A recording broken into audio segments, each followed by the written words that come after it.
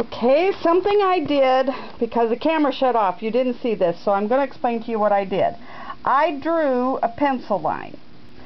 Then I lined this up with my machine on that line just like it were the edge of a piece of fabric.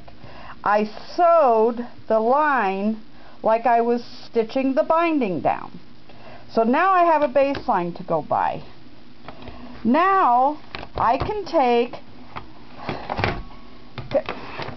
for instance, some of you mentioned you like to sew 3/8 inch seams on flannel. So now what I can do is, first I've got to turn it, so this side is now my needle side and this is my stitching side. What I'm going to do is I'm going to line up the 3/4 inch marking directly on my sewing line, and I'm going to try to hold the camera under my chin.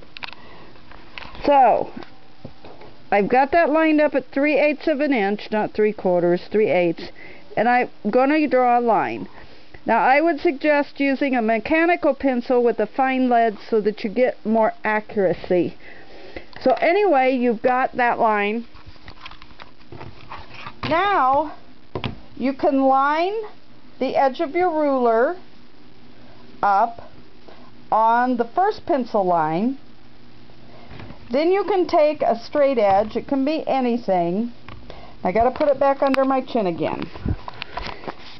You take a straight edge, you put that on the line you want, and you use an X-Acto knife, or like I've got here, a razor blade.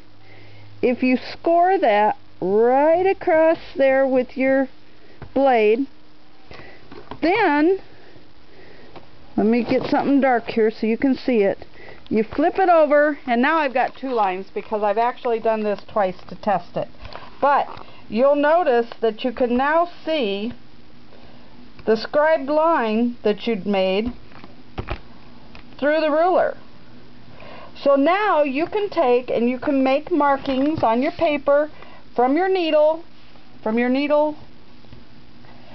to however big a seam you want to take. Draw a pencil line, line it up with the edge of the groove,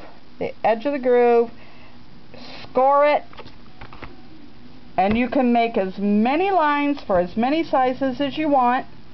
It's custom made to the sizes you use the most, and we keep the price down by not having scribed lines put in it that aren't going to work for you anyway, because your hopping foot and needle isn't going to set in the same position